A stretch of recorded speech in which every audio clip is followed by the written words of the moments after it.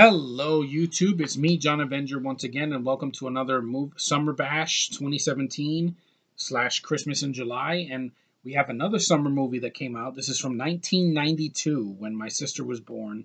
It's a film that came out in July of that year. It was a very uh, kind of misunderstood horror comedy that became a huge successful franchise on TV, and that is the first original feature film of Buffy the Vampire Slayer. Yes, this is the original movie.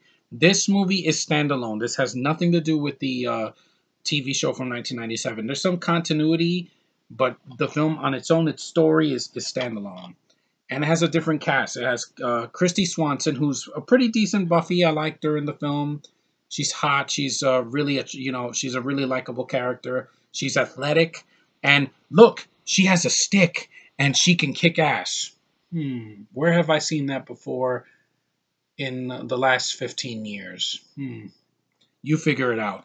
But unlike her, which I'm not going to say the name because I've already ran that into the ground, she trains. They show a training montage of her, kickboxing and punching the bag. This is the second movie I've seen that Joss Whedon has either written or directed that has a punching bag. The first one was The Avengers, where Cap is punching the punching bag. She does the same thing.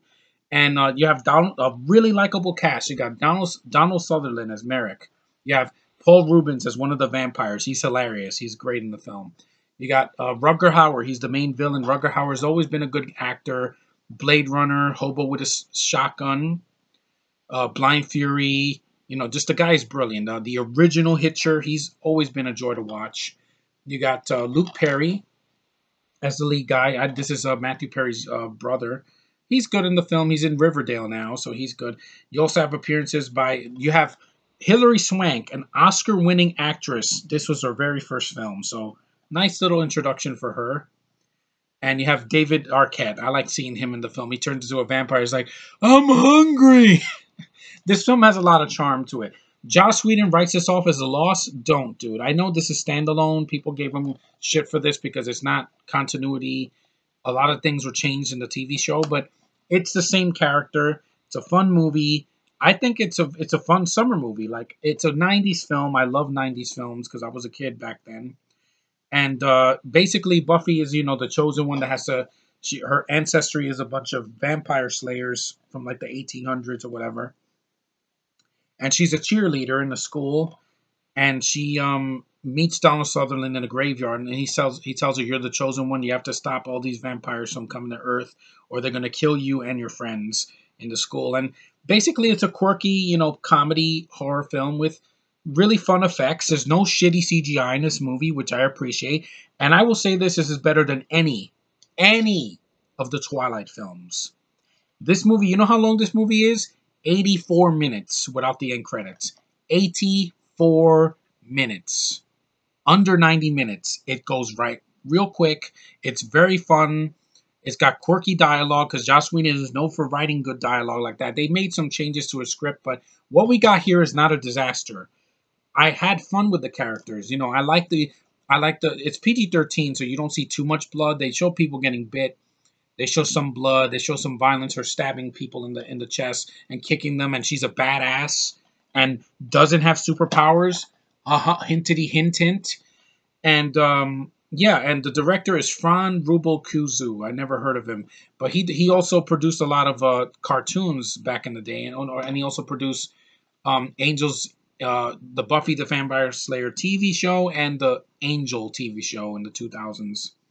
So yeah, he had a hand in the mythology of Buffy, but this got the franchise started. It was a fun movie that was forgotten. It's kind of a lost gem. I think it is, because I think it's better than a lot of horror comedies we get now, where they're shitty spoofs that are not funny. They're just drug references and sex jokes and fart jokes and freaking, toilet humor. That's not funny to me.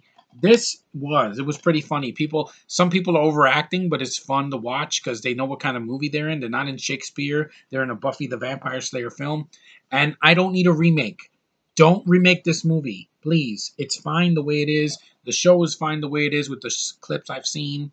I like Sarah Michelle Gellar better as Buffy, but I did like Christy Swanson's version, her take on Buffy. Same character, different style, but it was fun. It's a lot of fun. I thought her quirky spirit. She likes to shop with her friends, her gorgeous friends, Hilary Swank and this other black girl that I think I've seen her in other stuff.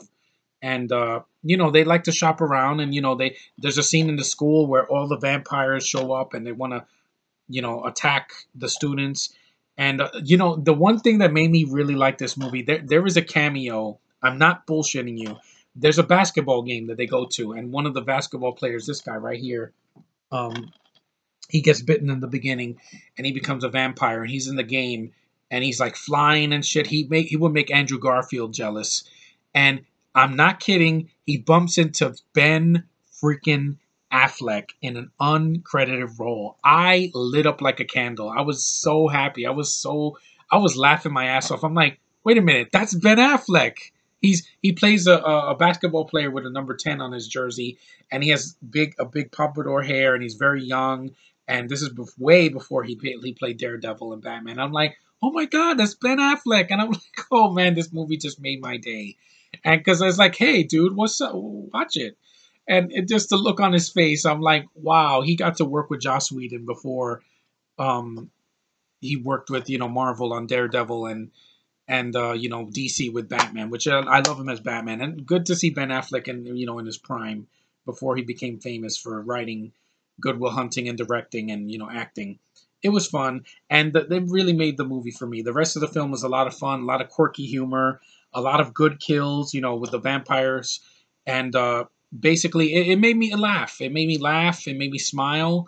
It's a film I wish I had watched as a kid. I was 7 when this came out, so I guess I was a little too young for it, but it's not too violent. I mean, if you have teenage kids, I think they can watch this and not get scared. I mean, if you've seen Twilight, basically this is condensed, an abridged version of Twilight without the bullshit romance shoved down your face and the sparkling vampires. There's no sparkling vampires in this movie. This is real vampire lore. They don't walk in sunlight. They don't sparkle. They burn at the sight of sunlight, and also a stake in their heart kills them, and also you don't have to break their heads or whatever. And they don't run like the Flash. That's stupid. Vampires are not the Flash. But I really liked this movie. It knew what it was. It went for it, and I really enjoyed it. And for getting this for $1, this was a steal because it's a very fun movie. I was very entertained, and it came out in July of 1992. Look it up. 15 years ago, no, 25 years ago, not 15 years ago. But I wish I could have seen this in the theater. See, it says it right here, Los Angeles Times, a high-spirited romantic comedy, and the romance is not shoved down your face. Originally, Christy Swanson, Buffy, she's with this guy, and they kiss a lot, and she's like, they're touchy-feely, and then he like cheats on her or something, and he's like ignoring her, and she gets super strength, but it's explained, winkety wink, wink, wink. Yeah, her strength and her freaking inner, her inner strength and outer strength and all her flips and shit and everything that she does, and and she flipping people all over. It is explained. It's not freaking superpowers. It's training and working out and freaking getting her spirit up and believing in herself. That's what makes her strong. And this is a strong female character. Oh my God, pinch me. They had that back in the 90s. Yeah, we did. We had Buffy. We had Xena. We had plenty of characters. And I like this movie. This is a fun movie. This is a very entertaining flick. I was never scared, but there was one part that I jumped because it was a jump scare. But it's funny, like the way the vampires die, and it's all practical. I'm glad. I'm so happy to see a film from the 90s, and I have a ton of CGI kills because I'd rather see this than the Fright Night remake. I'd rather see this in any of the Twilight films, except for the last one because I can get some laughs out of that one. It's better than that 2013 Beauty and the Beast show. It's better than Vampire Diaries or True Blood. I'd rather watch this. This is not pussified vampire lore. And the romance between her and Luke Perry, it's subtle. They kiss. It's kind of a sweet moment. And her dress at the end in the dance, in the homecoming dance, wink wink. It was nice. I like to see this. I missed the 90s. That was a time where there were lots of hidden gems, and this movie it did okay, but it could have done better. This should have been a monster hit. I'd rather watch this than Fembusters. There, I said it. That movie has god awful CGI, female leads that are not that are written to not be funny, and the film's too long. This movie's only 84 minutes. It gave me some chuckles. I liked the characters. I thought it was a very quirky comedy with some horror elements that were actually well done. It reminded me of Lost Boys and Fright Night, the original Fright Night, and a bunch of other stuff. And just it was a lot of fun. And if you haven't seen this movie, if you've seen the TV show, please give this a chance. It's a standalone story. It does some changes from the show, but this is the lore before the show came out, so it has a right to exist. And I enjoy it for what it is. I wish I had a T-shirt of this movie because it's a lot of fun. I was never scared. I wasn't like, oh my god, this is the scariest movie ever. But no, if you shut your brain off and you have some bowl of popcorn and a nice soft drink, and you have a girlfriend or a boyfriend, or if you're even alone, it's a fun watch. And it was definitely a big surprise for me. I was very surprised. I was like, wow, this is not terrible. This is not some god awful drama where nothing happens and the vampires are pussified, emo, sparkling bitches. Yeah, and by the way, there's no werewolves in this. It's just vampires. So I like that they kept that consistent. Christy Swanson is a gorge. She's gorgeous in this movie. You know, her green eyes and blonde hair and that nice American voice. Yeah, I love that. That's a turn on for me. That's why I love Scarlett Johansson and I like her and I like Christy Swanson in this movie. And the rest of the cast does fine. Problems, I wanted to see a little bit more. Like, I wish this DVD had a commentary. I would have liked to hear Joss Whedon's thoughts on this and also the director and, some of the experiences they had with this film because I think it's very underrated. This is a hidden gem to the highest level. And it's a 90s film, and I love 90s films. They bring a smile to my face because the 90s were an awesome year. There were some really great years in the 90s, and films like this don't come out today, and I miss those moments. But anyway, Buffy the Vampire Slayer, the movie is fun, and it's fine the way it is. It doesn't need to be rebooted because even Sarah Michelle Gellar thinks it's a stupid idea. Yeah, trying to change this character into something she's not. That's not what this movie is, and that's not what the TV show is. She's a badass with freaking stakes, and can kick ass and is the chosen one, and there's no other way to put around it. That's who she is, and that's how she'll stay in my heart. Anyway, thanks for watching, guys. Take care. I hope you check out that movie. That you can find it on Amazon. They'll probably give it on cable a lot. And I want to watch this for Halloween again because it was a lot of fun. And thanks, 20th Century Fox. You made a movie that spawned into a very successful TV show that was darker. It wasn't as funny.